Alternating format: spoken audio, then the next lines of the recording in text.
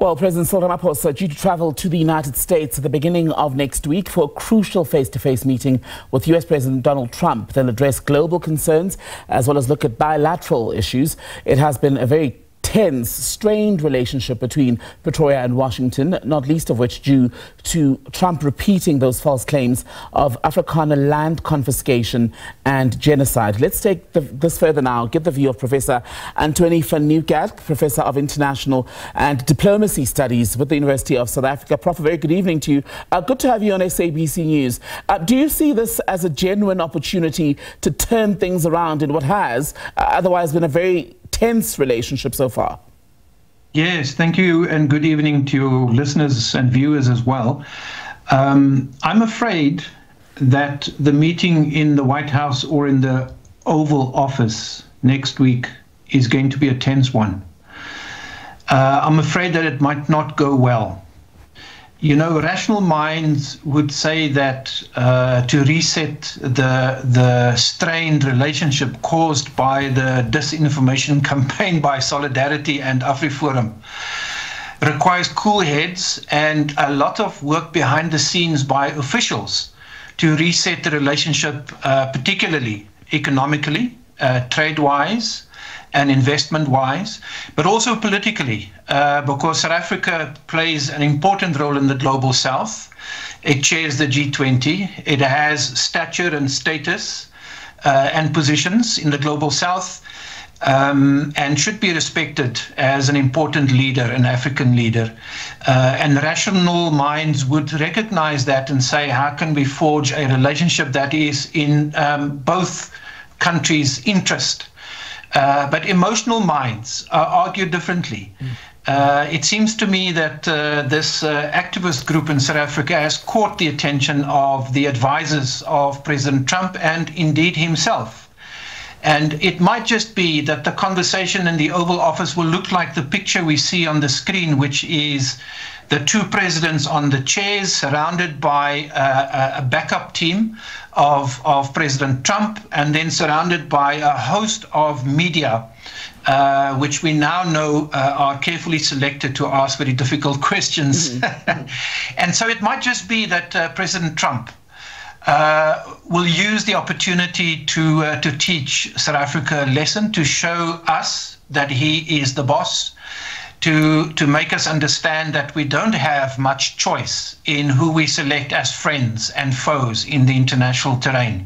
And if the conversation is going to turn on this business of Afrikaners and refugees and discrimination and a genocide, then I'm afraid there's very little that our team can do in that condition, in that setting, in that high-profile setting, to actually argue with President Trump. That is not going to work. So I'm putting the emphasis and my hope on the background work that has been done by senior officials on both sides to bring the temperature down so that we can actually talk, you know, rational business and recognize each other as leaders. Let me come in there, Prof, because we spoke to Vincent Magwenya, the spokesperson for the presidency, who, at least from what he told us tonight, in terms of the posture of the delegation from Pretoria, he said it will be very professional, very cordial is the tone, and that this was a visit that came about as per the invitation of Washington.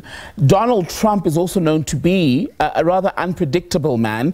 I'll give you an example. When he came in, he was full of bluster still for the Iranians, but now we're seeing conversations being held, right? We might even potentially see a return to the nuclear deal, which he abandoned during his first time as president.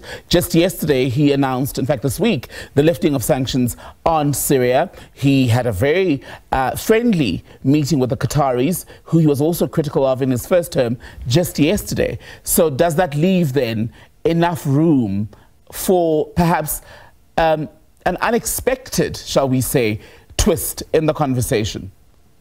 I don't see that, Thembekile. I don't see that. It's possible that there might be personal chemistry between the two men, backed up by some support from others. I mean, on a lighter tone, tongue-in-cheek, people have said that some very famous golf players might join the fray, maybe before or after. to make the conversation more jovial and more sort of palatable. But I think what President Trump wants from South Africa is, if you want to be our partner, how will we benefit from you, from your economy? What trade deals, what can you offer us as an important African state? And he will probably make the case that to accommodate South Africa and its very feisty and strong global south foreign policy, BRICS-aligned foreign policy, President Trump might say, look, you've got some foreign and domestic policy issues that I want you to resolve before we become friends again.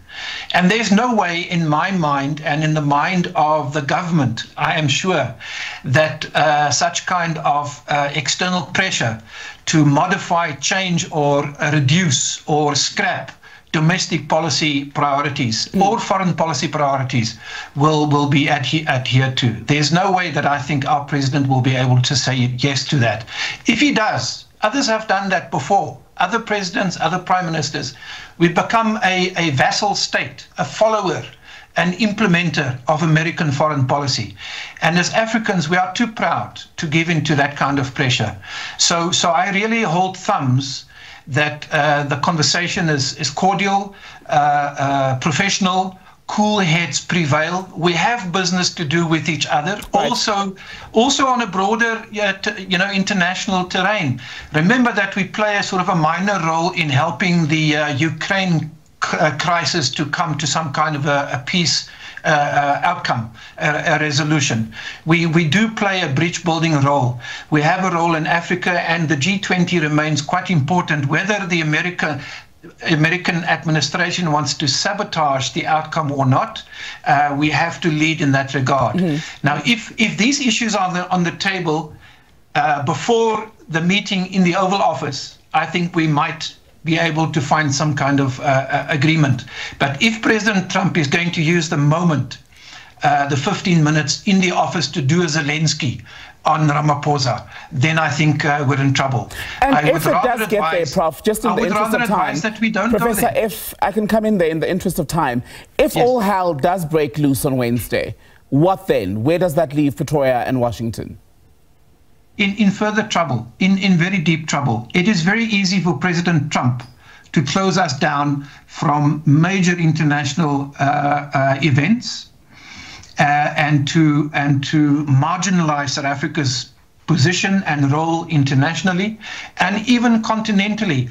Don't forget that we want to be known as peacemakers on the continent.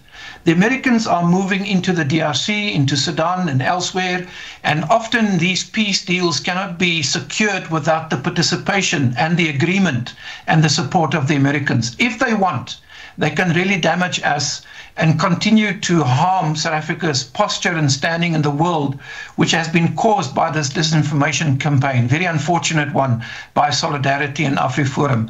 So the road back to international recognition will be difficult because, let me say this, I think President Trump says, I have got an economy that is struggling, I've got a huge debt, I'm talking to partners who are willing to give me money and make fair trade deals. What do you have to offer me, South Africa? If you don't have much to offer, then I'm going to move on.